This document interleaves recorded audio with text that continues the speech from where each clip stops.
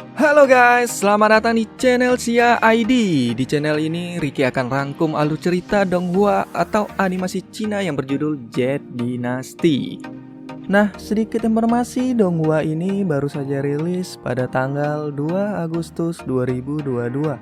Sedangkan filmnya sendiri telah tayang pada tahun 2019 dengan judul yang sama yaitu Jet Dynasty.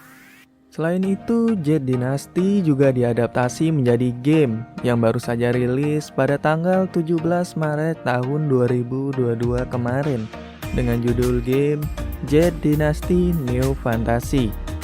Donghua ini diadaptasi dari novel yang berjudul Zhu Xian yang menceritakan tentang seorang anak yang bernama Zhang Xiaofan yang selamat dari bencana yang menimpa desanya, di mana semua orang dibantai secara mengerikan.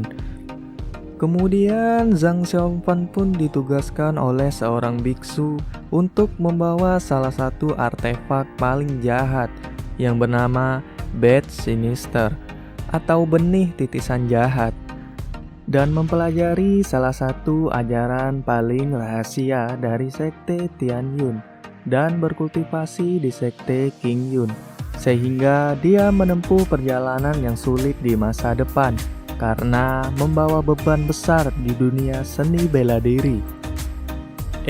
Sebelum masuk ke alur ceritanya, jangan lupa like dan subscribe channel ini, serta jangan lupa buat berikan masukan ataupun saran agar channel ini dapat berkembang dengan baik. Jika ada kesalahan cerita ataupun kata-kata yang tidak disengaja menyinggung sebagian pihak, bisa kontak ke email yang tertera di bagian deskripsi ya. Oke, tanpa panjang lebar lagi, langsung saja kita masuk ke alur cerita.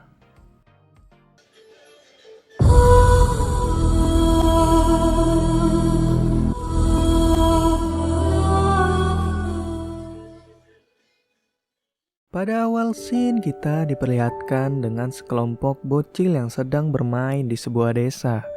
Di sini kita diperlihatkan dengan dua orang bocil yang sedang berlatih pedang. Tanpa disengaja, salah satu bocil itu menyenggol jemuran warga. Nah, disinilah kita diberitahu bahwa bocil tersebut bernama Zhang Xiaofan, yang merupakan karakter utama kita di Donghua ini. Terlihat bahwa Xiaofan seringkali membuat masalah kepada warga sekitar. Ya malum lah, namanya juga bocil kan. Xiaofan dan teman-temannya mengejar salah satu temannya yang bernama Lin Jingyu yang berlari ke dalam sebuah kuil tua. Saat memasuki kuil, Xiaofan tersandung dan diketawai oleh teman-temannya.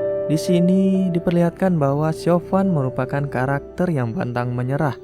Meski ia telah kalah berkali-kali dalam hal berlatih pedang, ia tidak pernah untuk menyerah. Beberapa saat kemudian cuaca pun mulai gelap.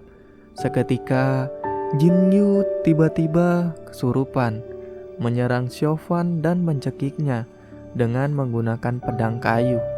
Saat Xiaofan kesulitan bernapas, tiba-tiba ada seorang biksu yang menyadarkan Jinyu. Nah, biksu ini bernama Pungzi. Ternyata Jingyu tidak menyadari hal yang baru saja ia lakukan kepada Xiaofan. Lalu scene berpindah ke desa dan memperlihatkan Xiaofan yang sedang menyiapkan makanan untuk diantarkan ke Puzi yang telah menyelamatkan ia tadi. Ketika Puzi yang sedang melihat langit, Puzi melihat sesosok kabut hitam yang melesat ke arah kuil. Ternyata kabut hitam itu sedang membawa Jingyu. Tanpa pikir panjang, Puzi pun lalu menyelamatkannya dari kabut hitam tersebut. Ternyata kabut hitam itu merupakan orang yang berasal dari klan iblis. Sebut saja orang klan iblis ini si Uco ya. Lalu Puzi pun bertarung dengan sosok tersebut. Beberapa saat kemudian, Puzi tergigit oleh seekor kelabang berekor 7 milik si Ucok ini. Di sini Puzi menyadari bahwa tujuan Ucok adalah mengincar artefak jahat yang dimilikinya. Setelah itu pertarungan berlanjut dan memaksa Puzi menggunakan ultinya, yaitu mantra 6 karakter bijak. Tapi Ucok ini masih dapat menahan mantra tersebut.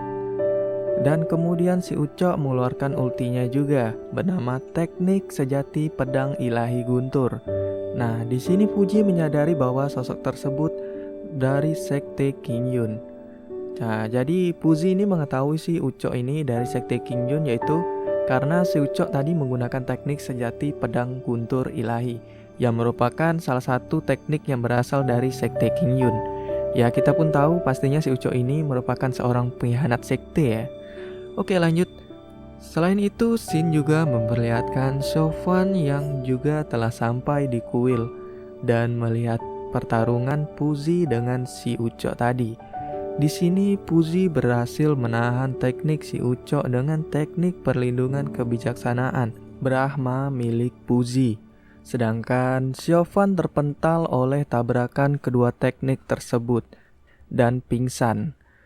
Oke, akhirnya si Fuji berhasil mengalahkan si Ucok.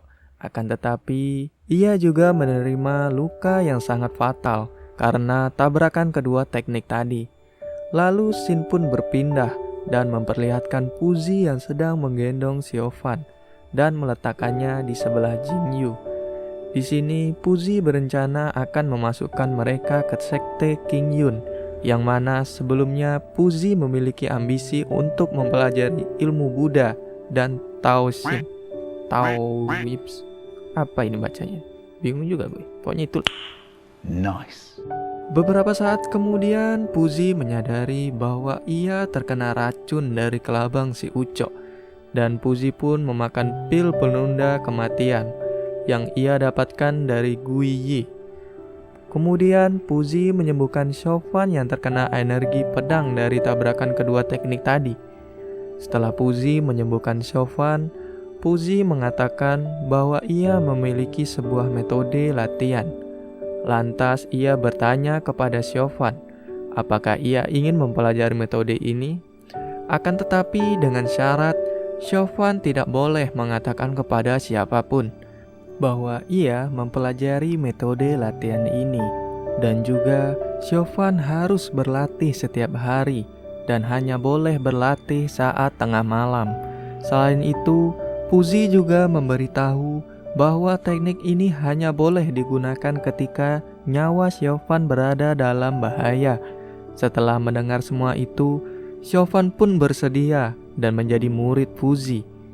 Setelah itu, Fuji mengatakan bahwa ia telah memakan pil penunda kematian, yang mana hidupnya hanya dapat bertahan dalam 3 hari.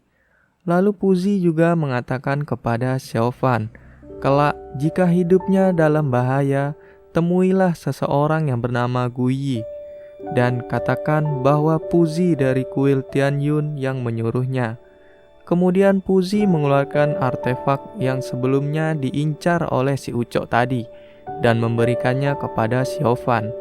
Setelah itu, ia menyuruh Shovan mencari lembah terdalam untuk membuang artefak itu. Setelah 3 hari berlalu, Shovan berlutut 3 kali, yang menandakan bahwa pemberian penghormatan kepada Fuji yang telah menjadi guru Shovan. Kemudian Fuji mengajak Shovan untuk masuk ke dalam kuil dan membacakan mantra yang akan diberikan Fuji kepada Shovan. Lalu Shin pun berpindah ke pagi hari berikutnya, yang memperlihatkan Jinyu yang telah bangun dari tidurnya, dan ia pun lekas membangunkan Shovan yang sedang tidur di pintu kuil. Jinyu pun bertanya kepada Shovan mengapa ia bisa berada di kuil, namun Shovan menjawab tidak tahu, karena larangan Fuji yang menyebutkan tentang kejadian semalam dan Shovan yang telah menjadi murid Fuji. Lantas Shovan pun bergegas mengajak Jinyu untuk pulang ke desa. Sesampainya di desa, mereka merasa ada yang aneh.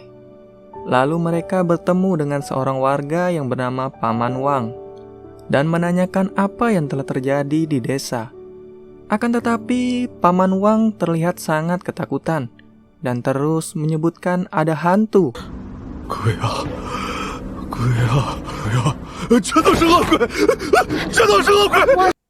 Dengan paras yang panik, Shovan bergegas berlari ke rumahnya, yang mana Di sepanjang jalan, Siofan melihat semua warga telah tewas.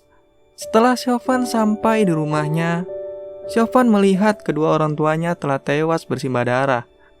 Dan tiba-tiba...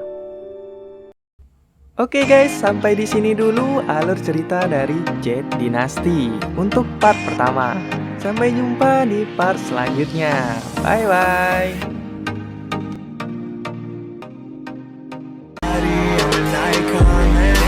About a 10, I should fuck her in the Benz.